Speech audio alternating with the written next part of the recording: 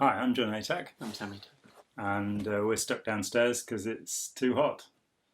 And so we had to make a little space here, which we've explained elsewhere, but you may not have seen the other video. And so it's best that all of our videos down here, hundreds of them, have this explanation. It's too hot upstairs, I tell you. It's too hot down here as well. It's a bit warm, but it's really hot up there. We're, I think, recording the highest temperature and the highest UV levels ever in the history of the universe in Radcliffe on Centre Trent, of the sun, where we live. In Radcliffe on Trent. Oh, right, yeah. Okay, history of the universe in Radcliffe. In Radcliffe. Yeah. God, sorry, slow. Picky. Today we're going to talk about information overload. Okay. What's information overload, Sam? What you are very capable of doing. I am very capable of doing. Yeah. I think it's pretty much self-explanatory, but providing somebody with way too much information on a subject, they get overwhelmed and get very confused.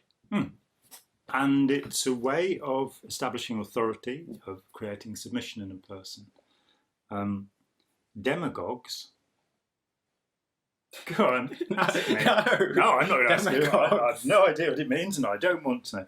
Demagogues, rabble-rousers, people who give speeches that make people, we'll go on, put his trousers up the flagpole, what have you. Cult leaders, as they're called, political leaders, people like Hitler, who didn't actually have much information.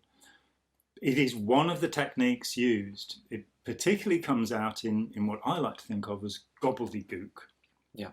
A great word that is. Jabberwocky. It's a good word for it as well. It would be, only it isn't.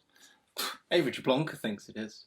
Oh, okay. A biologist thinks it's a good word for information overload, apparently. So there we go. Yeah. Or speaking nonsense. Yeah. Jabberwocky is very sensible, I think. Okay. A particular way that it manifests in the teachings of certain new religious movements is that you have whole passages of tedium within, and that's another method of getting people to kind of go under the spell and they just can't stand the monotony of it anymore.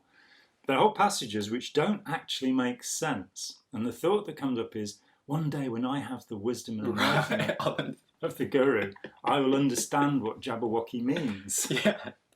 It was Brillig. And the Slightly Toes. Did Gaia. And Gimbal. In the Wabe. Or Mimsy Were, Borogoves. And the Mome Rats. Outgrabe. So from there, we can do the whole thing, but you're going to have to pay. Yeah, that's right. No, it's not true. We'd be quite willing to do it without. Yeah. So you get words that don't quite make sense, which is a tendency of the psychopath anyway, as Robert Hare says. Yet people like Ron Hubbard who invent... I went and checked the dictionaries when we were giving him all these things, and I keep saying he wrote, there are two 500-page dictionaries. No, it's worse than that. One of them's nearly 600 and the other's nearly 700 pages. Just to define these words by a guy who said that when people get misunderstood words, they give up a study. So confused. They give up a study or become confused. Right. That's the only reason, apart from too steep a gradient, absence of mass, suppressive rendition, and a few other things. Right. But it is a commonplace to find this going on. And here's an example that the Protestant Reformation, which began with Zwingli, who's almost never mentioned, and Luther, Zwingli in Switzerland, Luther in what would become Germany, Württemberg or Wittenberg, was it? I don't remember, the diet of worms or funny things, nailing up things. One of the things that happened at that time is that the Bible was translated from its native tongue of Latin. It doesn't make sense. The Bible is actually in Hebrew, I think with one book in Aramaic in the Old Testament and in Greek in the New Testament.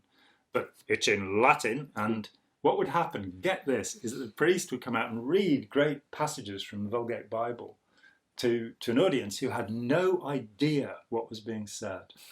And I get this idea sometimes when I'm looking at scientists trying to explain what they're thinking. And I'm kind of going, so there's dark matter, dark energy, It's all connected by superstrings. I mean, and that is how Jablonka uses that word, Jabberwocky. Yeah. Specifically for the scientific lingo. That is quite simple if you express it in different words. Well, when you get into the physics stuff, it can make sense. It's good to have these good technical terms. When you get into a discipline like psychiatry or psychology, as the psychologist Dorothy Rowe points out, you can get rather worried that these people don't know what they're talking about and think that if they use words that nobody understands, people will think that they have authority. And that contributes to information overload. The example I'd give is was recently very mildly and delicately censured for holding forth about the illegality of cannabis.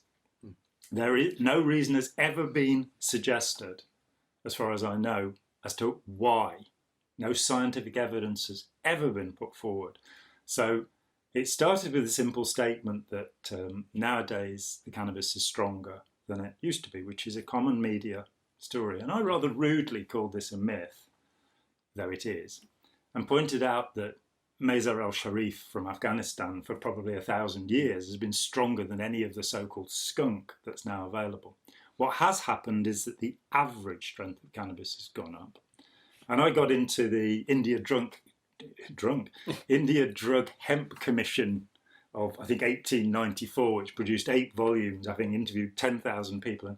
And the poor and wonderful woman that I was talking to was just drenched with this information. And thankfully, she pointed this out to me. And I think I was able to make amends and say, yes, it's a bad habit. So even people who intend no harm, and I don't think, have you ever seen me intending any harm? Oh, I did kill a mosquito. Killed an ant earlier today. I did. I squashed an ant earlier today. Explaining that they have a life, their life expectancy is a day. So statistically, it could have been a 2-day-old. Yeah. I mean, as a percentage of their total lifespan, you took a lot of it away from them. You don't know how old that ant was. Yeah, true. I had no idea. There is the problem that if they go and get their mates, and they found a bit of sugar in your kitchen, then. But towards human beings, I don't generally. No. See, and he's willing to swear to that because otherwise, I'll hurt him badly. No, it's not a bit true.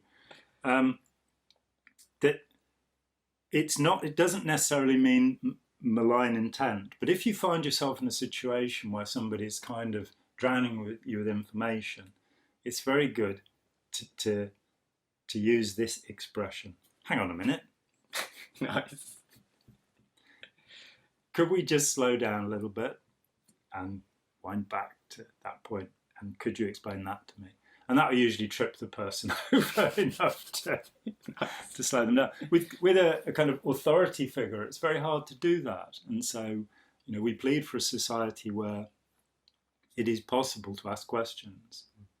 It is possible to stop somebody in full space. I was at a conference in London at the Royal College of Surgeons, of all places, which I think Lady Daphne Vane, wonderful Lady Daphne Vane, had organised for Family Action Information and Rescue Fair.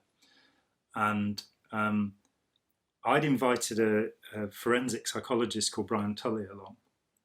And there was a guy called Peter Clark. Oh, I'm going to insult somebody publicly again. Who I think was at King's College in London. And he was on the stage and he was explaining to us all that Scientology had stopped harassing people. And I stood up and said, well, they're still harassing me. And I can tell you about something that happened last week. And he said, I have a plane to catch and I don't have time to listen to you.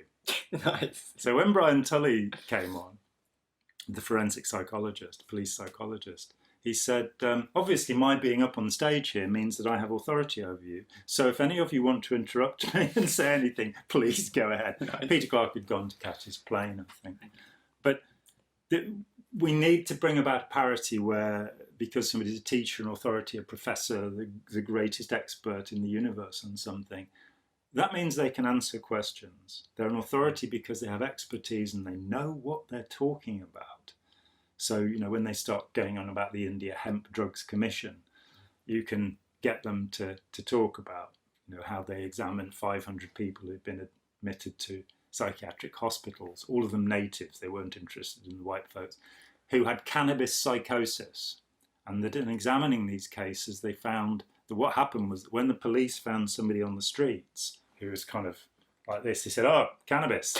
And they would be put in the book. And they found, I think, that something like 230 of these people had never taken cannabis. And that cannabis was not the cause of the psychosis. However, it was the Egyptians, directed by a Britisher, who brought this to the League of Nations and tried to make cannabis illegal. At that point, Britain abstained, and it was not made illegal. But again, it was based on the false assumption that the people in the asylums, the native people in the asylums, had this cannabis psychosis, which keeps coming back to us. There is such a thing. If you take something like 100 times the usual dose of cannabis for a week or so, you go nuts. Okay. After a week or so, you'll settle down again. But if you ever go near cannabis, it'll trigger the effect. That doesn't seem like a very sensible thing. 100 times a dose? Yeah, for a week. Let's say that you were talking about wine and you were saying the normal dose was two glasses of wine. That would be drinking 200 glasses of wine a day for a week. Yeah. So dosage is kind of important. But nonetheless, taking that much still wouldn't kill you, though, and it's a temporary. Yeah, whereas the alcohol would kill you long before you before. You get to about 10 times the dose, and it is a lethal poison. Cannabis is very unusual. The British Medical Association. And this is an example of information overload that we're giving you right now. I've said that it's one of the least toxic drugs they know of. So it happens easily, and with people like me who are full of factoids, you have to check what we say, and I'm very glad that we do have so many wonderful. Alicia Montero, for example, and David Rogers contributes frequently. We have some great people who just keep having something to say, and they put me right when I'm wrong, and we will probably talk about that in a minute, but it won't be in a minute because it won't be in a minute in our time, but relativity says that you're in a different time frame to us. YouTube time frame, because the two videos won't go up at the same time. Wow. So what are we going to talk about again? What has happened? Information overload. So thank you for listening, in the words of a fat bald man. Yeah, L. Ron Hoover. And L. Ron Hoover, as Frank Zappa called him on Joe's Garage. And it's been lovely spending time with you. I'm John Atack. I'm Sam Atack.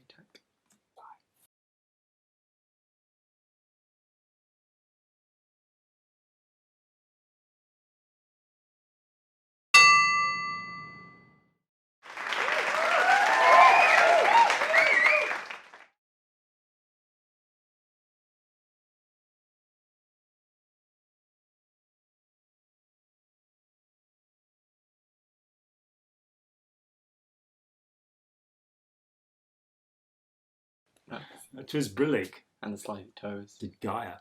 And Gimbal. In the Wabe. Or Mimsy Were, Borogoves. And the Mome Rats. Outgrabe.